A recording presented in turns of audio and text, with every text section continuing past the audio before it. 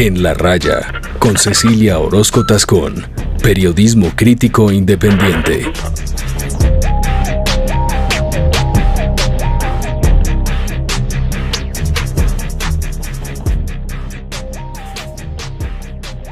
Hola, soy Cecilia Orozco, bienvenidos al podcast de la revista Raya.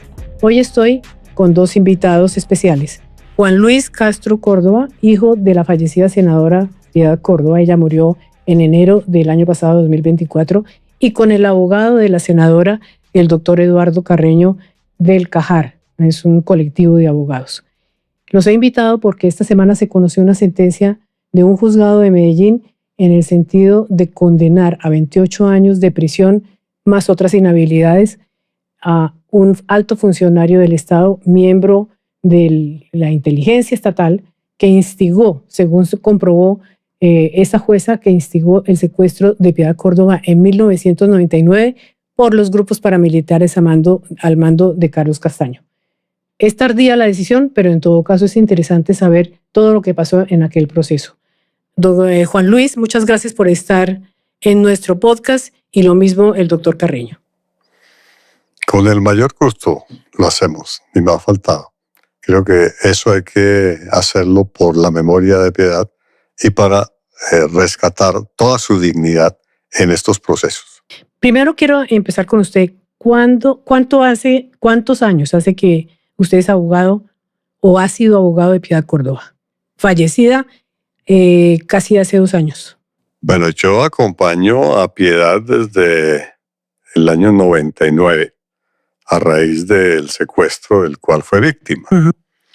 Y he mantenido la representación de la víctima, en este caso, y de su familia hasta el día de hoy. Es decir, estamos haciendo esta entrevista con ustedes dos porque acaba de salir un fallo, una sentencia en un juzgado de Medellín en contra de un alto funcionario del DAS, que se llamaba así, lo que hoy se llama Agencia de Inteligencia DNI, de Inteligencia del Estado. El DAS era la Agencia de Inteligencia del Estado de hace 20 y pico, 30 años. Desapareció después por los actos de corrupción en que incurrió esa entidad y entonces tenemos una sustituta. En aquella época, un subdirector del DAS y asesor del ejército, parece que tuvo muchas relaciones, está condenado por haber tenido relaciones con paramilitares de Carlos Castaño. Ahora ese hombre, que se llama José Miguel Narváez, fue condenado por el secuestro de Piedad Córdoba. Cuénteme ese fallo, primero, ¿por qué se demoró tantos años? ¿Cuánto hace que empezó el secuestro? Fue en el 1999. Sí, correcto. Mira, el proceso lamentablemente inicia contra el paramilitarismo, específicamente contra Carlos Castaño, que fue en ese momento quien reconoció públicamente ante el gobierno que había realizado el secuestro y que ella estaba en su poder. Después se hacen todas las gestiones por parte de congresistas y específicamente por Horacio Serpa, por mandato del presidente de la República. ¿Quién era el presidente en el momento y en qué cargo estaba Horacio Serpa? En ese momento estaba Andrés Pastrana como presidente, miembro del Partido Conservador, y Horacio Serpa estaba como ministro del Interior. Pero tenía las relaciones para el tema de paz. En ese carácter, él responde la petición de Castaño para entrar en contacto, para buscar la comisión que él proponía, y por esa razón miembros del Congreso van a los campamentos de Castaño a recoger a Piedad en ese proceso que afortunadamente no fue muy largo, son 15 días. Pero también hay que plantear que por el cargo que tenía Piedad era y senadora, por las relaciones, hubo mucha presión a nivel internacional de personas de Naciones Unidas, de la OEA, de la Comisión y la Corte Interamericana de Derechos Humanos, y de congresistas, tanto en Europa como de Estados Unidos, que presionaron al gobierno para que no le fuera a pasar absolutamente nada a Piedad. Por esas razones que se da. Ahora, Horacio Serpa pues fallece recientemente, producto de causas naturales, hasta donde tenemos entendido, pero su papel fue protagónico en el proceso de liberación, indiscutiblemente. Pero Juan Luis, esta parte de pronto usted nos puede ayudar con su memoria. Usted estaba en Medellín cuando Piedad Córdoba fue secuestrada, o recuerda cómo fue ese proceso. Cuéntenos un poco, aunque no extensamente, pero sí un poco para que nuestras audiencias se ubiquen en el momento en que ella fue raptada, secuestrada por los paramilitares. Claro que sí. Hay 3 cosas que les puedo contar. Ese día, mamá iba a un ortopedista para que le hicieran un examen porque se iba a hacer una cirugía de pies. Yo estaba rotando en La María en un hospital de Medellín y hubieron unos tipos que me estuvieron rondando el carro. Yo pensé que era que me lo iban a robar. Cuando llegué a la casa, ya después cuando uno mira en retrospectiva, nos dimos cuenta, pues empezaron a llamar que habían secuestrado a mamá.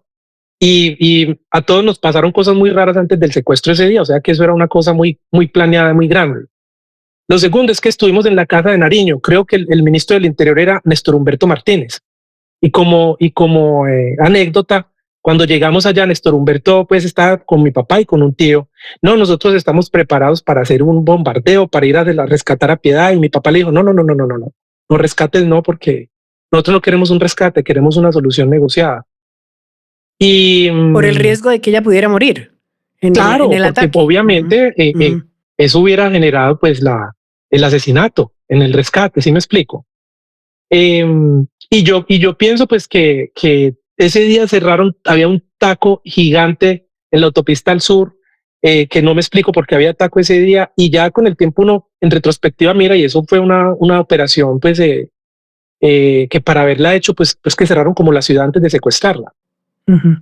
Bien, entonces continuemos, doctor Carreño. Entonces se inicia, bueno, a ella la secuestran gracias a la intervención de Horacio Serpa y otros dirigentes que fueron, no me acuerdo, fue un grupo como de unas 5 o 6 personas, la liberaron en 15 días, pero se inicia un proceso penal por el secuestro. Ese proceso penal, ¿cuándo empieza y por qué solo termina ahora, casi 30 años después? Bueno, inicialmente vinculan como reo ausente a Carlos Castaño. Después en la investigación se logra determinar la vinculación de otros miembros del paramilitarismo a raíz de lo que se conoce como los diálogos que hacen en la presidencia de Álvaro Uribe, y se dan esos diálogos, y en esos diálogos aparecen personas de la estructura paramilitar que participaron en estos hechos. Por ejemplo, Freddy Rendón Herrera, el alemán. Alias el alemán. O Raúl Emilio Hasbún Mendoza, el empresario bananero que después se vinculó a la estructura paramilitar a nombre de los empresarios, y que tuvieron una participación directa en la custodia, tanto cuando estaba en detención como en el momento de ser liberada. Estas personas son vinculadas al proceso penal, y en el proceso penal se logra determinar mediante diferentes pruebas que ellos tuvieron una participación directa. Después se determina la vinculación de Salvatore Mancuso al caso, y él confiesa muchos de estos hechos. Después está la participación de Iván Roberto Duque Gaviria, Ernesto Báez, quien en la jurisdicción especial del Tribunal de Paz, con asistencia del Bloque Central Bolívar, en donde él se desmoviliza, él reconoce los hechos y acepta la responsabilidad.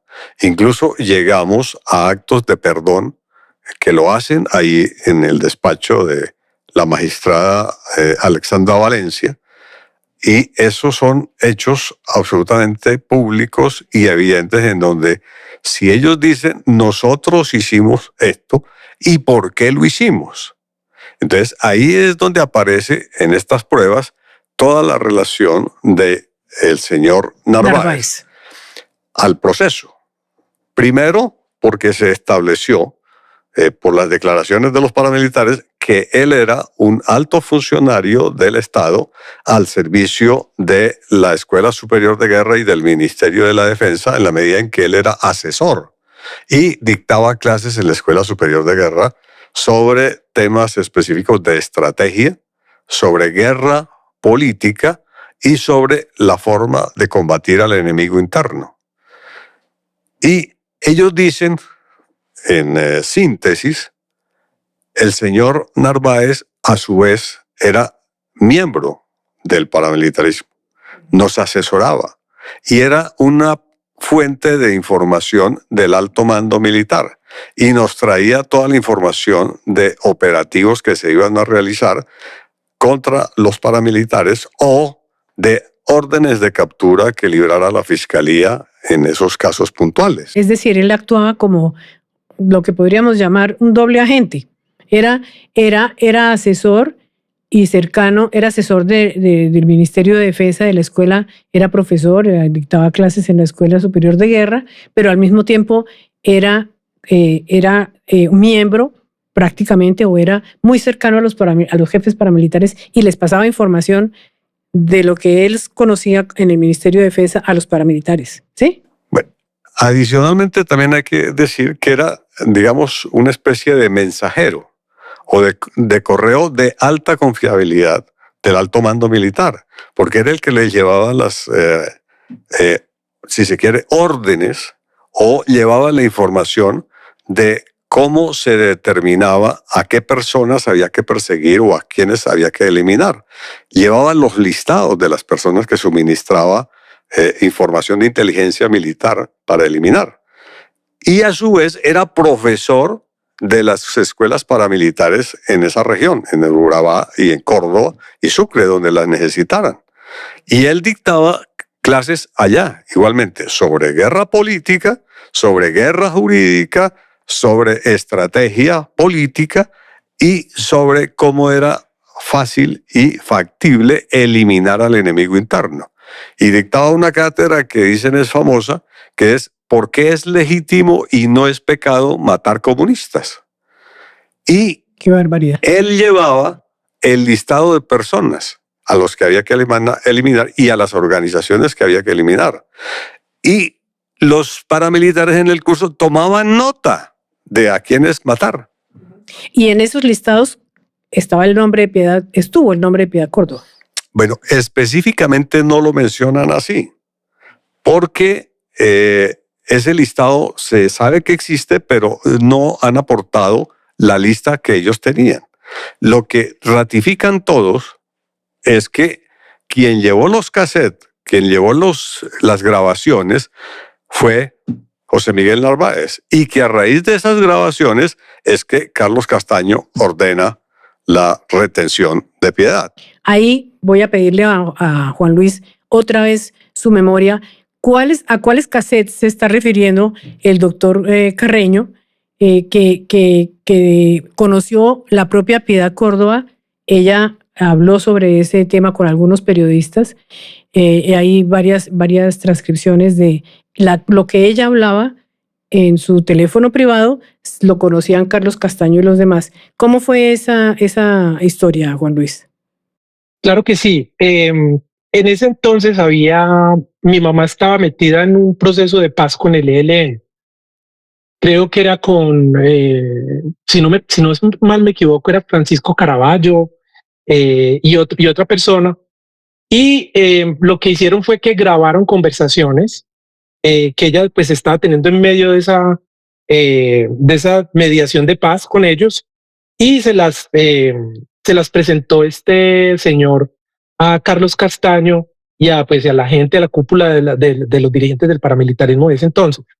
Obviamente que se los presentó con malicia, pues diciendo Juan Luis, que ella era amiga pues de la guerrilla y que era un elemento de la guerrilla y todo este tipo de cosas. Y mi mamá me nos contó que cuando ella estuvo secuestrada, que el tipo, pues Carlos Castaño le puso el cassette y que la trató como de interrogar pues con respecto a estas conversaciones, pero que obviamente pues que ahí no había manera pues primero eso era mentira, eso era totalmente falso. Y en ningún momento pues las conversaciones que se estaban teniendo era como de una especie de sociedad o algún tipo pues de asociación como para delinquir, no que ellos fueran la autoridad, pero eran pues argumentaciones falsas.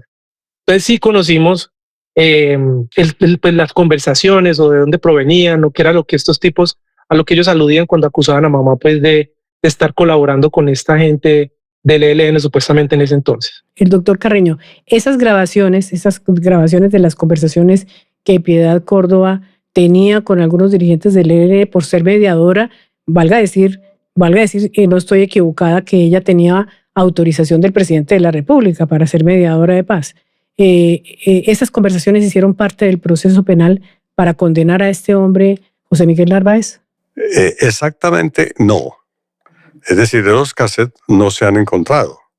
Es decir, sobre los cassettes lo que hay es prueba testimonial de todos los paramilitares que estuvieron hablando con Castaño y que reconocen y escucharon cuál era la voz tanto de Piedad como de los intermediarios del proceso de paz con el ELN, que era Francisco Galán y Felipe Torres.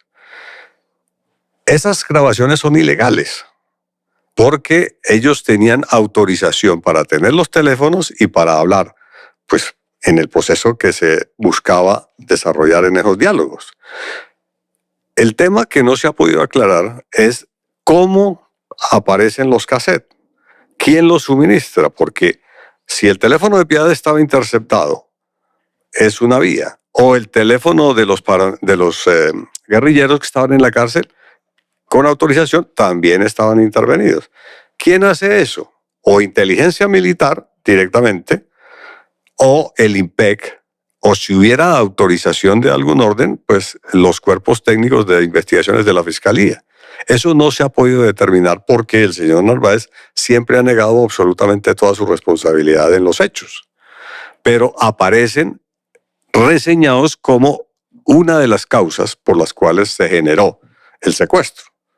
Porque ahí fue que se instigó cuando se le presenta a ella como guerrillera y como miembro del ELN. O ante Carlos Castaño y los demás. Ante Carlos Castaño específicamente. Y es por eso que la secuestran. Entonces, ese es uno de los motivos que llevan a que esto se dé. Pero adicionalmente, tenemos conocimiento de que hay otros temas políticos de por medio, en el sentido de que, pues, Piedad, pues, era liberal, contrario al señor Narváez, que es de lo más retardatario del Partido Conservador, y era de la oposición al gobierno. Pero ella tenía autorización del Congreso en la Comisión de Derechos Humanos para era de hacer la Comisión de Derechos Humanos, sí. Claro, y con autorización del Partido Liberal, porque ella iba en representación también en ese papel de miembro del Partido Liberal. Entonces, con todas esas autorizaciones es como en ese contexto se producen las interceptaciones. Y hay una confrontación que la establece, que la ha reseñado Piedad en las declaraciones, donde dice pues que a mí no me va a coaccionar ni me va a decir usted cómo puedo establecer una relación con quienes van a facilitar un proceso de solución política negociada al conflicto. Es decir, yo puedo tratar como sea en esas relaciones porque se entiende que se tienen que generar confianzas, porque si no, pues no hay ningún diálogo, simplemente se rompe cualquier comunicación. Pero eso no puede llevar a plantear ni colaboración ni apoyo al movimiento guerrillero del ELN en ese momento o a ningún otro en sus tareas posteriores. En sus tareas posteriores que también le crearon problema no solamente de imagen, sino denuncias en el sentido de que ella pertenecía a las FARC. Pero eso lo hablamos después con Juan Luis. Ahora le voy a preguntar entonces, si los paramilitares confesaron, Carlos Castaño además se publicó su autoría, dijo que él tenía secuestrada a Piedad Córdoba y fue quien pidió la comisión para poderla liberar. Sí, él fue condenado, aunque pues nunca pagó una condena simbólica, por decirlo de esa manera. Los otros paramilitares que usted ha mencionado, Mancuso, el alemán, etcétera, declararon en el sistema transicional parecido al de la JEP, pero del tiempo de Uribe, de Uribe Vélez, de la presidencia de Uribe Vélez, que se llama Justicia y Paz, es decir, la desmovilización de los paramilitares. Ellos confesaron en esa jurisdicción que participaron en el secuestro de Piedad Córdoba. Estamos hablando de los años 2005, 2006, por ahí. ¿Por qué, vuelvo y le insisto, solamente hasta 2025 viene a ser condenado este señor Narváez? Bueno, después de las confesiones de los paramilitares en el Tribunal de Justicia y Paz, y en la ordinaria también, porque ellos fueron vinculados al proceso, ellos confesaron los hechos y explicaron cómo se había realizado, todas las circunstancias. Y mencionaron a José Miguel Narváez. Y mencionan específicamente a Narváez como el asesor de ellos. Entonces, decir, ¿por qué la justicia no actuó? En cosas muy anecdóticas, por ejemplo, Diego Fernando Murillo Bejarano dice que él consideraba que a Narváez lo único que le faltaban eran las charreteras, pero él era de la cúpula paramilitar, era uno de los jefes del paramilitarismo. Hasta ese tipo de expresiones se dan, pero solamente después de que terminamos los procesos en el Tribunal de Justicia y Paz, con esas condenas y con los actos de perdón público del señor Iván Roberto Duque, es que la Fiscalía ordena la vinculación de Narváez al proceso. Esto se hace en el 2008. Y, en síntesis, después lo llaman a juicio y hay apelaciones porque todas las decisiones son apelables y al 2014 es que queda ejecutoriado y nos vamos a juicio. En Medellín se hacen los trámites iniciales de petición de pruebas y se decretan. Estando en ese trámite, hacia el año 2019, el señor Narváez se acoge a la Jurisdicción Especial de Paz. Al producirse esto, notifican a la justicia ordinaria este trámite y suspenden el juicio, específicamente en el Juzgado Tercero de Medellín, y se demora 3 años, 1 mes, para que la Jurisdicción Especial de Paz tome la decisión y expulsa a este señor, porque fue a argumentar que había unas persecuciones de carácter político de la rama judicial y una persecución política de los organismos de derechos humanos.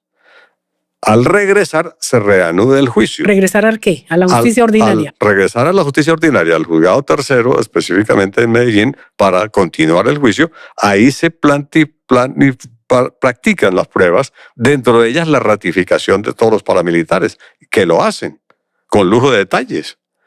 Y le dicen en una confrontación clara, es decir, ¿cómo usted va a negar que fue el profesor nuestro? Pues yo estaba al frente, yo estaba recibiendo el curso y tomé las notas. O sea, eso fue cara a cara. Eso fue cara a cara, en directo.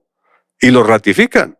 Entonces, con todas esas pruebas es que se llega a esta sentencia que afortunadamente se profiere por la juez tercera de especializada de Medellín y lo condena a 28 años. 28 años. Y una inhabilitación para ser funcionario público por 20 años más.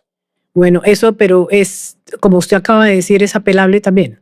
Sí, la Fiscalía acepta el contenido del fallo, igual nosotros, y Narváez y su defensa plantean que van a interponer el recurso de apelación.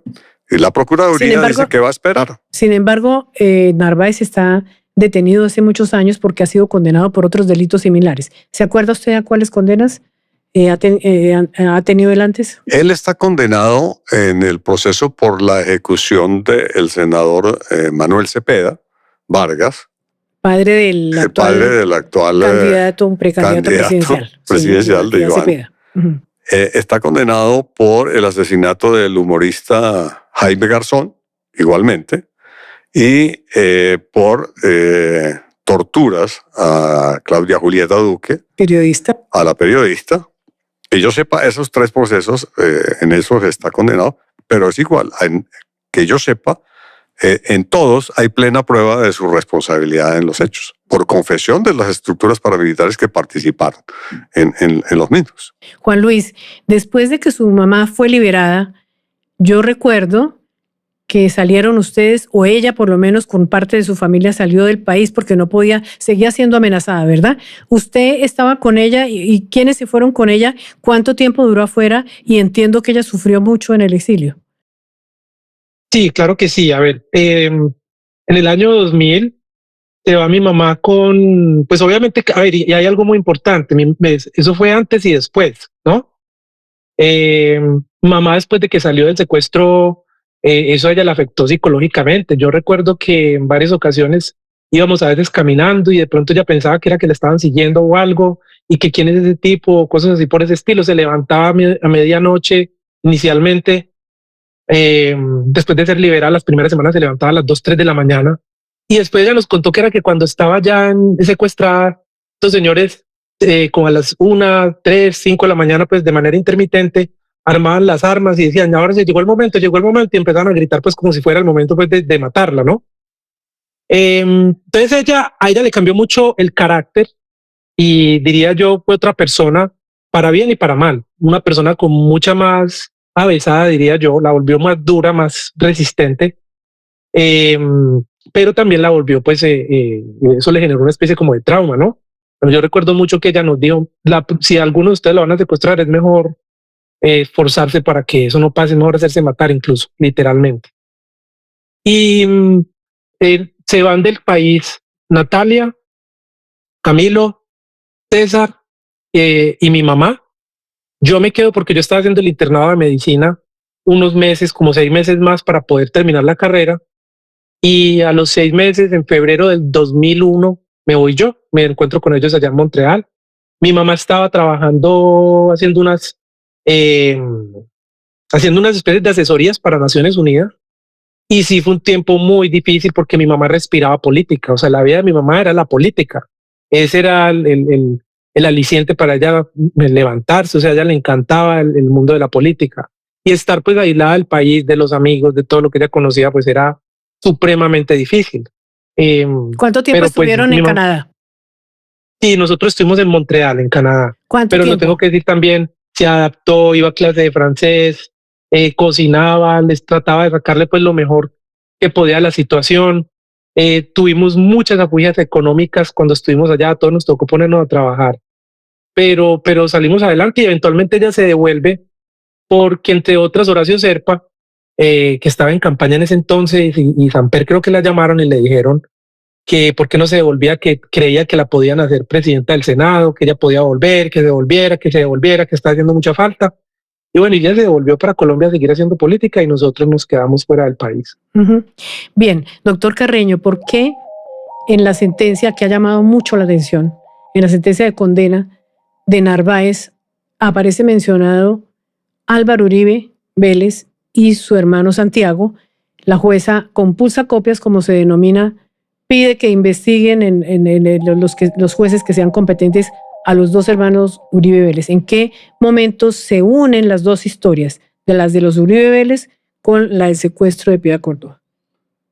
Bueno, en la instrucción aparecen las referencias de las listas que entregaba José Miguel Narváez al paramilitarismo.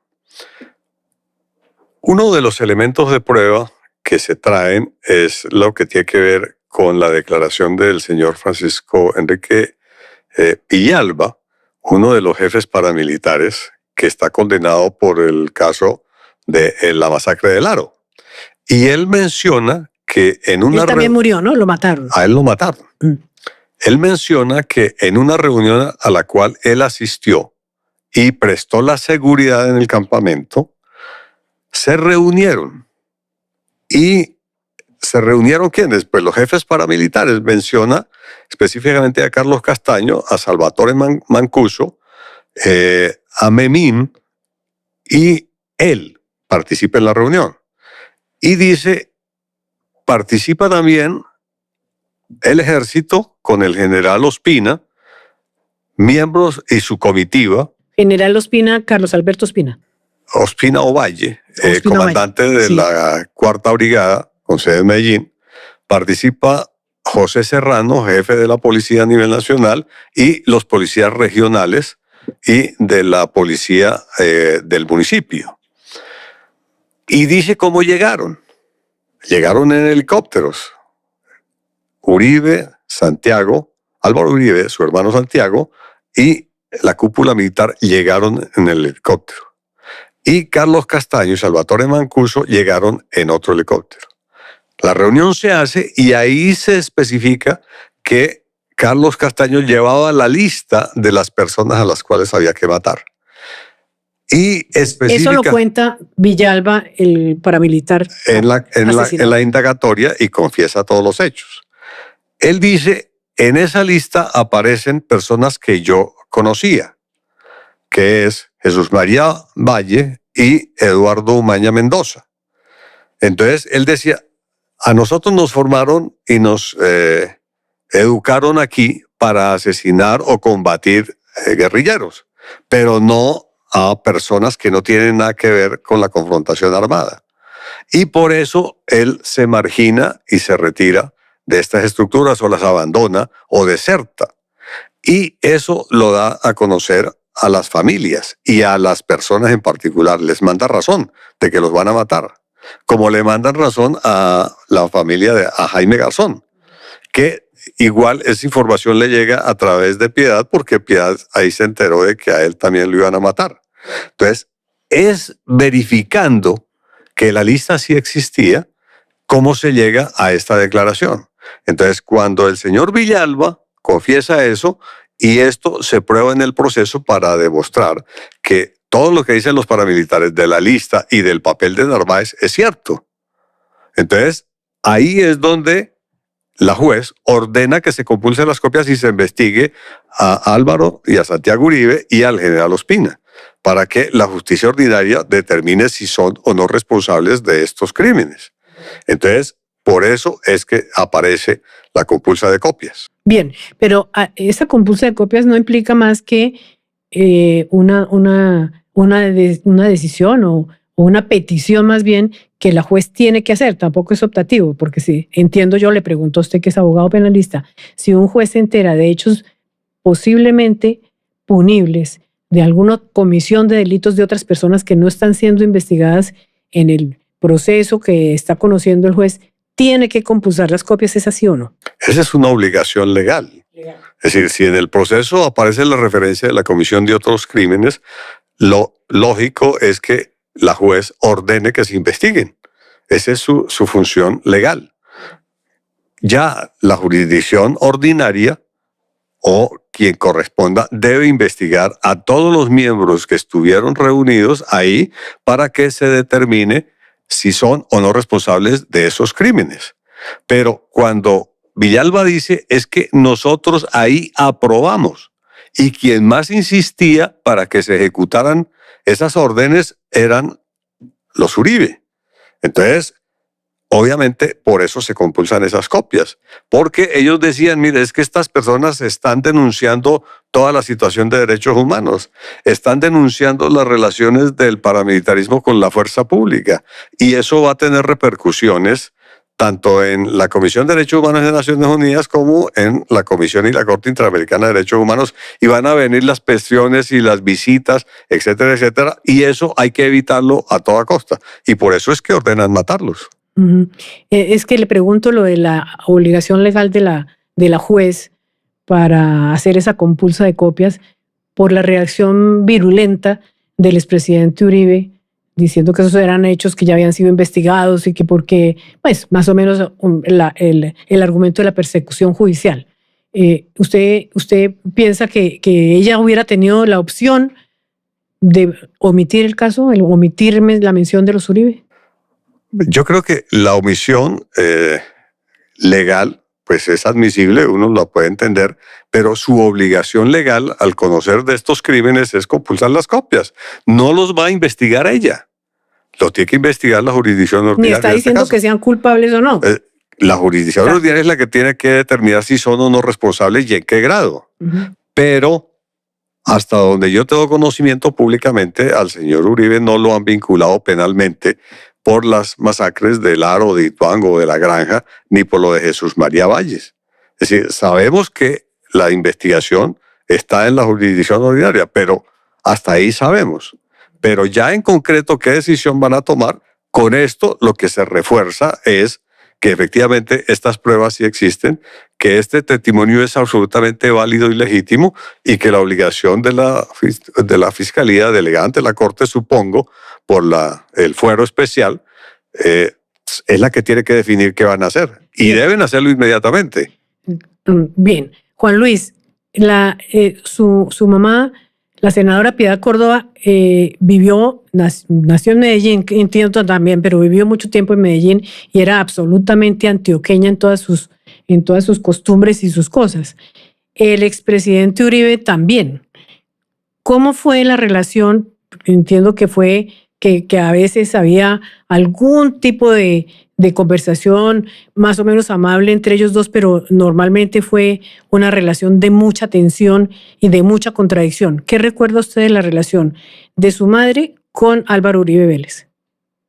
No, pues yo recuerdo muchas cosas porque, entre otras, primero que todo, yo conocía al señor Uribe, creo que fue en el 91, 92. Él estaba haciendo una campaña para la gobernación de Antioquia. Y mi mamá era representante de la Cámara, no, 94, perdón, ya era senadora. Y en todo caso, él se mantenía en la casa. Él cada rato iba a la casa a hablar con mi mamá, pues, de la campaña. Una vez se organizó una especie de maratón o de corrida, pues, porque a él le gustaba mucho hacer ese show que hacen muchos políticos de salir a trotar, pues, y como mostrar la virilidad. Que me invitó en ese entonces, fue a la casa y me invitó porque yo era de la Liga de Atletismo, y también lo conocí luego en el Congreso de la República, en alguna ocasión con mamá en Bogotá. Recuerde que ambos eran del Partido Liberal, pero habían dos resquemores. Uno que venía desde antes por William Jaramillo, porque ella era jaramillista, y pues era de un sector diferente al de Álvaro Uribe. Habían roces desde antes. Y el segundo, cuando Uribe entra a la gobernación de Antioquia, hay definitivamente pues un reforzamiento indudablemente del paramilitarismo en Antioquia, y en el Urabá antioqueño asesinan un montón de líderes, entre ellos algunos muy cercanos a mamá, y obviamente que desde ahí recuerdo yo, eso fue porque ella era muy tajante en eso. Desde ahí se dañó la relación. Pues ella empezó, yo recuerdo mucho que Uribe autorizó unas convivir en Antioquia, y desde ahí se empezó a resquebrajar la relación entre ellos. Eso básicamente fue como el inicio del resquebrajamiento de la relación a través de los años, obviamente, que se hablaban. Cuando ella estuvo de senadora y él era presidente, recuerden que ella lideró el referendo, votó no al referendo que Uribe impulsó en su primera presidencia. Ella tenía muchas reservas con él, por cosas pues que ella conocía de primera mano, y era una relación muy, muy cortante. En los últimos años, pues yo fui testigo de que hubieron unos acercamientos por el tema de Venezuela en el 2018, los cuales yo pues de alguna manera traté de ayudar, pero sí, fue una relación más bien cortante, difícil, por no pues ponerlo de otra manera. Sí, yo recuerdo, doctor Carreño, muchas declaraciones de Álvaro Uribe en contra de Piedad Córdoba. Había unas declaraciones bastante fuertes y con un tono como de convertirla en una persona que posiblemente estaba delinquiendo. Ya en ese momento hablaban no del ELN, sino de las FARC. Después de que esta sentencia de alguna manera no vincula, pero digamos los menciona a los Uribe como en ese entorno de personas que paramilitares que querían hacerle daño a Piedad Córdoba, ¿hay algún tipo de reparación que se pueda pensar para la familia, para los hijos de Piedad Córdoba? En la sentencia nosotros solicitamos que se indemnizara los perjuicios morales causados a la familia, y específicamente resuelven reconocer, creo que son 800 salarios mínimos a Natalia, a la hija, hermana de Juan Luis, que es la persona que en esos términos es más afectada y quien objetivamente participó en el proceso después del fallecimiento, porque ella es la que continúa al frente del caso, pues para simplemente efectos formales, pero son condenas simbólicas. Como la condena en Justicia y Paz a los paramilitares. Eso es simbólico, porque son personas que no tienen recursos, se vuelven insolventes después de muchísimos años. Entonces, eso va a quedar para enmarcar, creo. Pero si se llega a presentar la posibilidad, pues efectivamente pues Natalia puede demandar y embargar los bienes que tenga este señor y cobrarlos. En Piedad fue vinculada a muchos otros procesos, bien ella como no sé, como denunciada o bien ella como denunciante. Usted y el CAJAR, el colectivo de abogados al que usted pertenece, ¿la representan a Piedad en otros casos o exclusivamente en este? No, a Piedad únicamente la representamos en este proceso por el secuestro de que fue víctima. Ahora, Juan Luis, quisiera preguntarle, desde luego con mucho respeto por la memoria de su mamá, ella estuvo involucrada al final de sus días, no tan al final, unos años antes, cuando ella se prestó como para ser mediadora de la liberación de muchas personas, entre otras, por ejemplo, Ingrid Betancourt y otros políticos que fueron secuestrados por las FARC, y Piedad Córdoba fue la mediadora para la liberación de esas personas. Después hay unas declaraciones de un asesor muy cercano a ella, si no estoy mal, no recuerdo, se llama Andrés Vázquez, de unas declaraciones espantosas sobre Piedad, de donde hasta la propia Ingrid Betancourt terminó diciendo que Piedad, en lugar de liberarla, lo que quería era que siguiera secuestrada para beneficiarse políticamente de ese tema. Después la vincularon con algunas cosas en Venezuela. Bueno, en fin, inclusive lastimosamente con el caso de su tío Álvaro, que fue condenado por unas cosas relacionadas, por unos asuntos relacionados con narcotráfico, etc. Esos últimos años de Piedad fueron me imagino, muy tristes para ella, porque ella, pese a ser una persona con una política controvertida, tenía un cierto prestigio. Esos últimos años de ella, ¿cómo fueron? ¿Fueron tristes? Digamos, se sentía acosada, estaba un poco hostigada, porque sus últimos días, cuando se le veía en el Senado, se le veía distinto de cómo había sido ella una mujer aguerrida? Bueno, a ver, obviamente que eso generó un desgaste desde el punto de vista personal. Pero te tengo que contar una anécdota. Yo alcancé a hablar con mamá el 5 de enero, si no me equivoco, que fue la fecha en la que Álvaro, el hermano de ella, se declaró culpable, que eso es una historia muy larga y no vale pues la pena aquí contarla, no sé, eso sería otro programa. Y yo la llamé después de eso, pues pensando que estaba muy triste, pensando que estaba y me dijo, no, aquí no se rinde nadie, mijo, hay que ver cómo resolvemos este problema. Días después hablamos por unos temas que habían salido de la magistrada que tenía el caso en la Corte Suprema, en la sala de instrucción de la Corte Suprema, la Lombana, y me dijo, a mí no me pueden hacer absolutamente nada porque es que yo no he hecho nada. Eso todo es mentira. Que me muestren las pruebas, que muestren a ver qué fue lo que yo hice. Y realmente el desgaste era más que todo el tiempo era en televisión, la gente haciéndole preguntas a uno, pero para la muestra un botón. Pues es que yo cuando me salí del Congreso me vine a vivir a Estados Unidos. Yo tenía absolutamente claridad pues de que yo no había hecho absolutamente nada. Con respecto a lo de Andrés, te cuento que yo le puse una demanda penal en la fiscalía y me ratifiqué 2 veces. Le pedí a la fiscalía que por favor pues investigaran y que llegaran hasta el fondo de la situación para que me mostraran dónde era que yo tenía los supuestamente millones de dólares o los negocios que yo había hecho. A mí me investigaron hasta el último tetero, como dice uno vulgarmente. Hablé, yo mismo busqué al FBI aquí.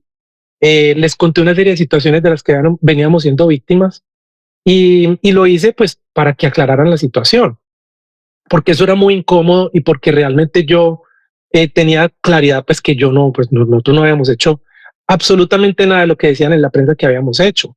Todavía al día de hoy uno ve reportes en semana, cosas que salen pues que no corresponden a la realidad y que yo no sé, yo creo que el periodismo de ahora, con pocas excepciones como tú, es un periodismo muy interesado en clics, en views, en likes, pero pues no hacen el esfuerzo investigativo de comprobar con veracidad si lo que dicen es cierto o no es cierto. Te doy dos cosas para cerrarte pues este comentario. En la declaración, en parte de las declaraciones que dio el señor Vázquez en la Corte Suprema, dijo que yo me mantenía en Venezuela, que yo me mantenía haciendo negocios allá. Entonces yo aproveché que estaba haciendo unas vueltas personales acá y le pedí a Homeland Security, al Departamento de Seguridad Nacional de los Estados Unidos, que me sacara toda la lista de todos los viajes que yo había hecho en todo el mundo. Yo he hecho como 6 viajes a Venezuela en toda mi vida, y el último lo hice el 16 de febrero del 2016. Entonces, para lo que él decía que eran los negocios que nosotros teníamos, eso pues era imposible. Y lo segundo fue que hizo unas menciones a unas empresas que yo había abierto supuestamente en el exterior, y las fechas ni coincidían, ni aparecieron los nombres, ni aparecía absolutamente nada. Eso nunca se aclaró, porque desgraciadamente pues la fiscalía no ha adelantado el caso, pero pues ahí está la denuncia puesta y ratificada por parte mía. Entonces,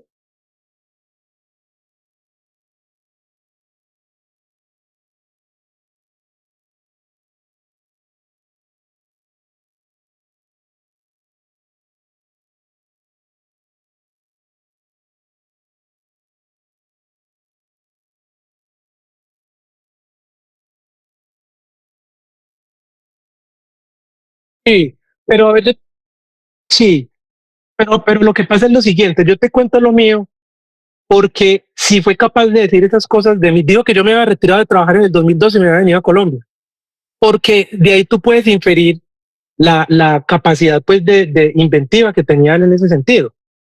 Obviamente que mi mamá negaba absolutamente todas las cosas que decía Andrés, y eso era muy fácil de comprobar. Pero pues desafortunadamente, primero, pues se murió. Y en segundo lugar, los problemas de mi mamá, y eso pues sí te lo dejo para mí, pero era más del corazón que de legales. Ella nunca tuvo miedo.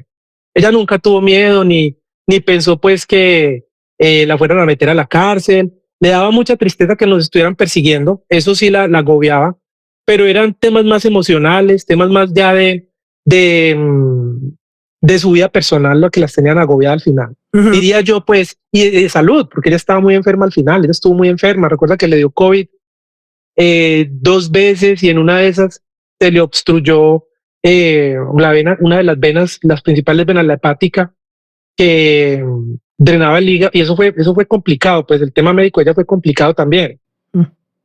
Bien, no quiero insistir tanto en eso, y le quiero hacer una última pregunta al doctor Carreño, pero usted quisiera explicar por qué una persona tan cercana a ella durante tantos años como este personaje Vázquez terminó denunciándola, acusándola y siendo un enemigo tan mortal para ella.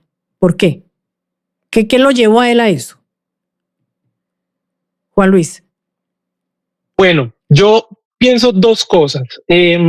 Lo primero es que en el 2016, 2017, Eduardo, no sé si estoy en lo correcto, sale una sentencia donde la indemnizan por parte de la Procuraduría General de la Nación, cuando después de que la habían sacado del Congreso, ¿no? Y en esa sentencia a ella le pagan pues una suma onerosa de dinero, como 2.000 o algo millones de pesos. Y entonces parte del equipo que trabajó con ella pidió pues que le dieran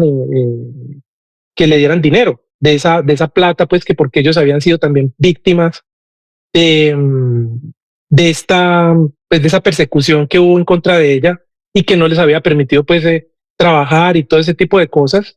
Eso era parte pues del alegato que aducía Andrés. Pues en una de las cosas que él me escribió a mí, en una dijo que era que mi mamá, ella lo había invitado a la boda pues para que porque es que esto es una locura, y que cuando le invitó a mi mamá a la boda, ella se fue muy mal vestida, y que lo hizo quedar mal a él. ¿Qué tal? O sea, eran cosas que uno no entendía, pues, y esto no lo estoy exagerando ni me lo estoy inventando, así fue. Eso, o sea. Pero eso eso no la lleva. En una ocasión yo le pregunté a alguien muy cercano y le dije que qué era lo que pasaba, porque nosotros no entendíamos, y nos dijo esta persona que era que él estaba pues como con problemas de salud mental. Pero poderte yo decir es que yo no era cercano a Andrés. O sea, las cosas que él dice él habla de la vida de nosotros como que estuvieran en el día a día, como que hubiéramos sido cercanos. Yo me vine a vivir a Estados Unidos en el 2001, 2002 salí del país, 2004 me vine para Estados Unidos de Canadá, y yo no estuve en todo ese proceso. Y él hablaba de mí como que fuéramos pues cercanos. Y ahí es donde uno empieza como a decir pues de dónde sale con una información que en parte era verdad, pero de una verdad le metía 5 o 6 mentiras o más. Entonces era una situación muy compleja, pero no, yo le pregunté a mi mamá muchas veces, pero ¿qué fue lo que pasó con Andrés? De hecho, me dijo que hablara con él, porque yo vivo aquí en Estados Unidos y él estaba aquí supuestamente, y yo lo busqué y me salió con 3 piedras en la mano, pero tampoco me pudo decir otra cosa de que es que ella me ofendió, que es que ella me maltrató, que es que ella, pero eran pues acusaciones de las que yo no podría decirte exactamente el por qué termina haciendo eso. Bien. A lo último, él termina diciendo que a él lo presionó la Corte Suprema, lo que lo presionaron en la Corte Suprema, que tenía que declarar, y que él pues jamás pensó que las declaraciones que él había dado se hubieran filtrado, que él intentó incluso retirarse de eso. Pero pues yo la verdad no tengo ni explicación para explicar el por qué termina tomando esa decisión. Me imagino yo que de pronto le habrán ofrecido algún tipo de beneficios o no sé, no sabría pues porque es que yo ni me hablo con él, ni soy cercano a él. Y mi mamá perdió contacto con él desde el 2012, 2013. Y entonces, pues esto es como es más, en el 2016 hay unas declaraciones cuando sale el fallo, donde él habla supremamente bien de ella y dice que eso se lo merecía, pues que era apenas esperable después de toda la persecución que había habido en contra de él. Bien, doctor Carreño, para concluir, quisiera terminar con una imagen suya de Piedad Córdoba, porque usted fue su abogado mucho tiempo, entiendo que la conoció bien. ¿Qué piensa usted de Piedad Córdoba como ser humano, como figura política que fue y también al final como una persona denunciada por varios hechos que ya Juan Luis ha hecho alusión a eso? Además, pues, en el contexto de que se le acaba de reconocer tardíamente, casi 2 años después de muerta, que fue víctima y que se le condena a la persona que indujo el secuestro. Pero primero creo que hay que reconocer que Piedad era una mujer muy valiente, radical en sus posturas ideológicas y políticas, defensora 100% de las comunidades negras, donde reconocía toda la discriminación histórica, y como defensora de derechos humanos acompañó no solamente al colectivo, sino a muchas otras organizaciones para que las denuncias se hicieran y para que los procesos avanzaran y para que se protegiera a las víctimas. Yo creo que eso hay que reconocerlo todo el tiempo. Igual hay que reconocerle que su papel dentro de la política fue destacada. Es decir, para mí ella llegó a ser la mujer más importante dentro del Partido Liberal, la más votada dentro de la dirección del partido. Entonces, eso le genera animadversión por parte de muchas personas y sobre todo por lo que consideraban sus enemigos políticos del conservatismo, ella estaba representando. Porque ella fácilmente, con toda esa imagen, hubiera podido llegar a ascender a cargos muy importantes dentro del Estado, porque era la persona más votada dentro del Partido Liberal. Y como gestora de paz, creo que también hay que reconocerle su papel. Muchas personas le deben la vida a ella, tanto de las personas que fueron privadas de la libertad por motivos políticos, como de los miembros del ejército y de la guerrilla, porque se evitaron muchas confrontaciones producto de su gestión. Ahora, lo otro creo que hay que atribuirlo a las mezquindades y a la ruindad política que caracteriza a muchas gentes que participan en estos procesos. Desgraciadamente eso va a seguir así y continuar así, pero creo que hay que colocarla en el sitio que se merece y algún día la historia de este país tendrá que darle el reconocimiento que se merece. Juan Luis, muchas gracias por haber participado en este podcast y haber recibido todas mis preguntas. Algunas de ellas entiendo que pueden molestarle, pero usted fue abierto y contestó sin ninguna cortapisa los interrogantes que yo tenía. Doctor Carreño, gracias por explicarnos por qué este proceso penal, que finalmente tiene un condenado importante del Estado, se demoró tanto. Muchas gracias. Con el mayor gusto lo hacemos. Mil gracias, Cecilia, por tu invitación. Un honor haber estado con ustedes hoy. Gracias. En la Raya con Cecilia Orozco, un podcast de Revista Raya. Cada semana, un nuevo capítulo.